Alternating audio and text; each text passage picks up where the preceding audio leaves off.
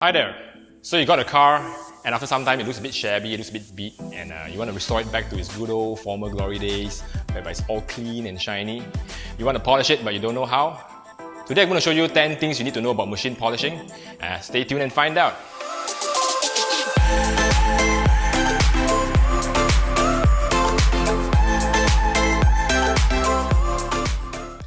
The first thing we need to know, what is polishing? Polishing is restoring paint. Now, what's actually happening is you're either scrubbing or dissolving away stubborn stains, or you are cutting away, removing the damaged parts, revealing the fresh, new surface. Number two, what can I polish? Now, generally there are two types of surfaces in the exterior. They are either gloss or matte. Now, I'm not referring to matte paint or gloss paint, I'm more referring to the surfaces itself. Gloss paint such as windows, paint, and headlamps, as well as chrome. I don't have chrome on my car. Yeah, these are the surfaces that can be polished. Well, the other surfaces like unpainted plastics, the matte surfaces, unpainted plastics, maybe this little nozzle here, and also the rubber window trims. Yeah, all this cannot be polished. In fact, you don't want polish to get onto them, so you want to cover them up before you polish to avoid hitting it.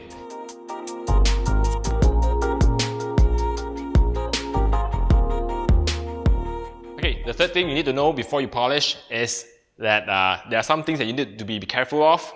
I would say edges and protruding stuff. Now, what do I mean by edges and protruding stuff?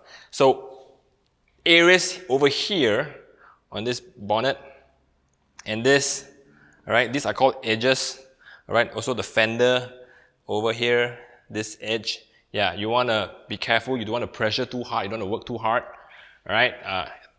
It gets burned easily because it's a bit thin on those areas. And also protruding stuff I mentioned just now, like handles, all right, handles here a bit protruding. So you just want to avoid, and you don't want to work too hard on those areas. Now, as long as you just focus on these two things to be careful of, yeah, you're also good to go. All right, the fourth thing you need to know about polishing are the things that you need for polishing. All right, so I have here a dual action polisher.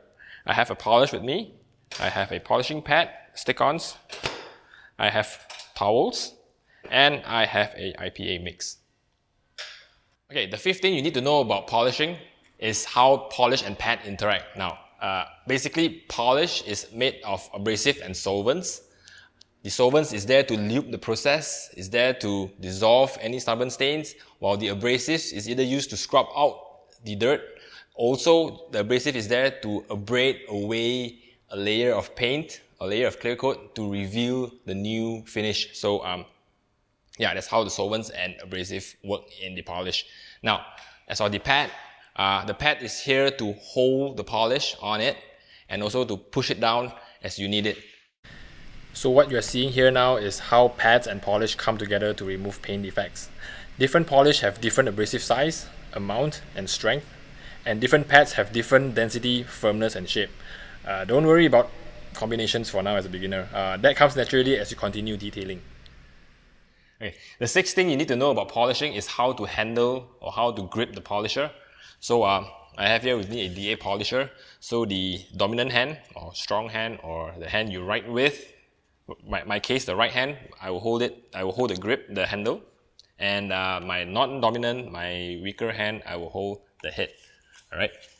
So this hand is supposed to apply a little bit of pressure when needed, and as for maneuvering, yeah, both hands does the job. Now, a little bit on machine, like if you want to go there, you do it this way, and if you want to go there, you do it this way, and then you want to come down this side like this, like this. So yeah, let me just turn on the machine and explain as I go.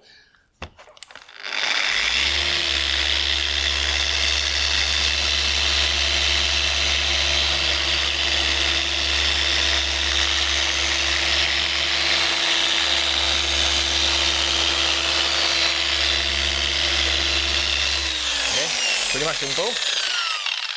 Okay, One more thing I want to introduce to you is contact. Now you want to maintain full contact as much as possible onto the surface. So like this surface here, flat, you want to keep the pads flat.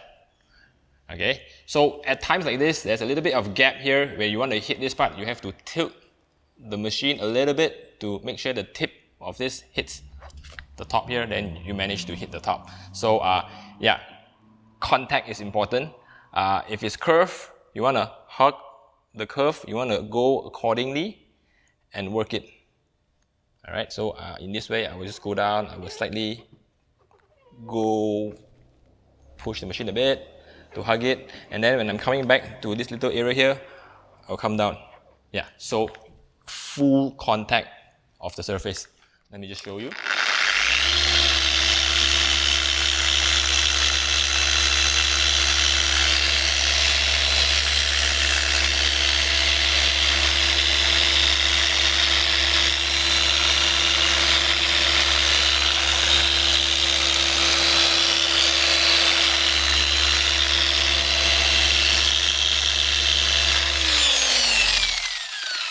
Yep, it's that easy. Okay, now that you know how to handle the polisher, it's time to spread the polish and work. So this will be the 7th thing that you need to know, is how to spread. So for DAs, I will usually put the product onto my pad. Sorry, I meant the polish. Okay, for this particular polish, the paint restorer, which I have here, the amount like this is good enough to work within my shoulder length. All right, so it's probably as wide as most shoulders lengths. I'm a small guy maybe, but the measurement is a 2x2. But then if you can't get 2x2, yeah, just use your shoulder length as a guideline. Okay, so this amount, this size. So with the polish on the pad, gently rest it on the paint surface. Set it to speed 1, and turn on the machine with minimal weight, with minimal pressure.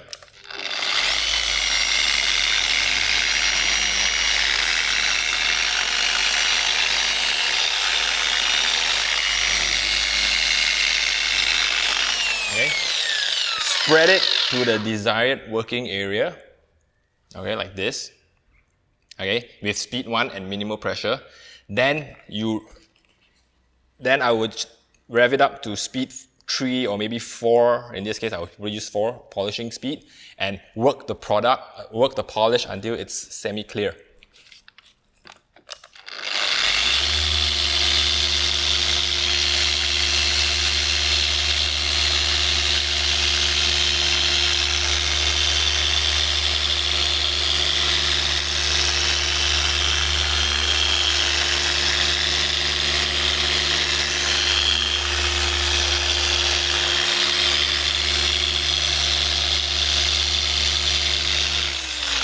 Since I'm in this, I just want to share with you one more thing. Okay, maybe you didn't hear me. Since I'm here, I want to share with you one more thing, whereby what usually people call a overlapping pass. So we go like this, and then we do not go all the way here and come back here. We will miss the middle. So overlapping means when we go here, we go about half, and then we come back here. Half, come back. Okay.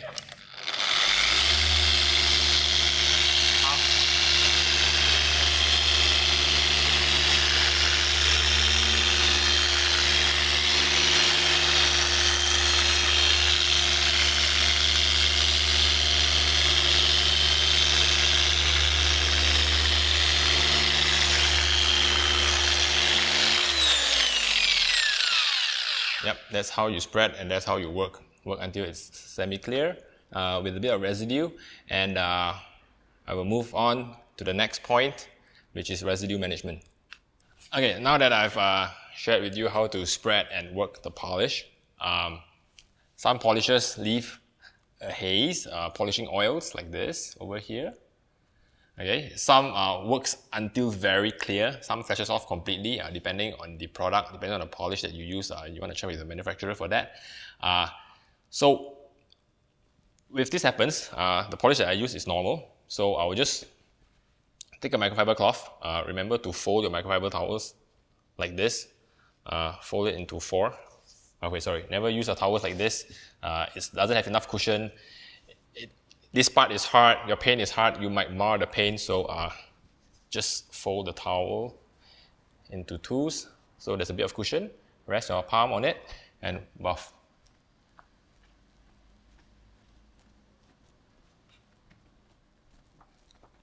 Yep. So as you buff, you want to inspect your work and see if you get desired results. If you're happy with it, then it's good. Then just continue on. So another thing I want to show you about residue management is splatters. Okay, this is a bit intentional, but then sometimes people mistakenly or by mistake they get this. I would personally use IPA and water mix. So just spray on some and wipe. Comes off easily. Sometimes even on glass you get it. So just spray and wipe. Yeah.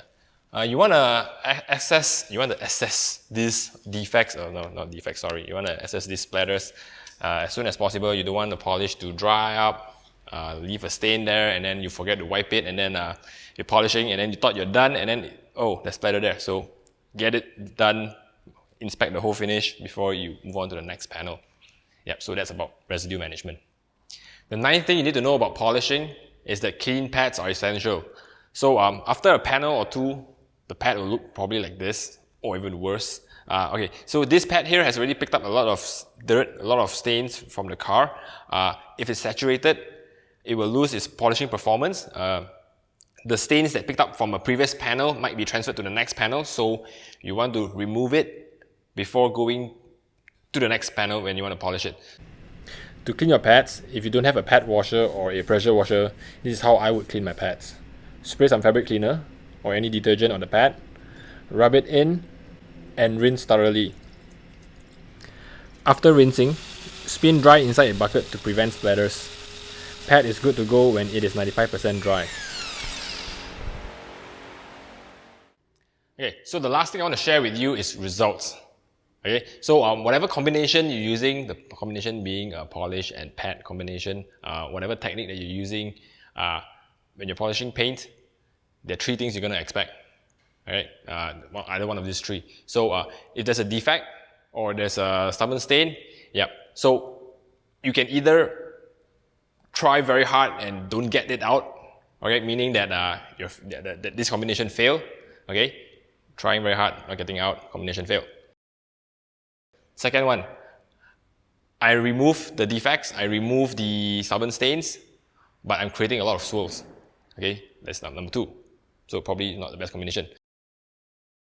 Right? Scenario number three is I remove the stubborn stains and defects and I get a perfect finishing. So three scenarios. Number one, I don't work enough. Number two, I work too much. Or number three, just nice. So whatever it is, whatever you get, you have to manage it. So if you are not getting enough polishing performance or not enough cutting, I would say, you want to change your combination, you want to change your technique. You want to step it up.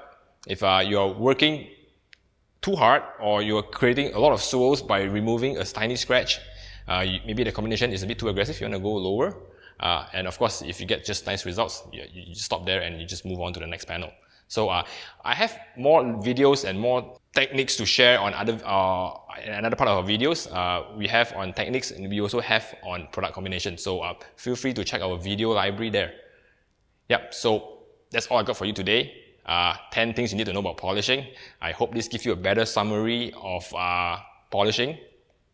So if you want to find out more, remember to subscribe to our channel and also remember to give this video a like, and I'll see you next time.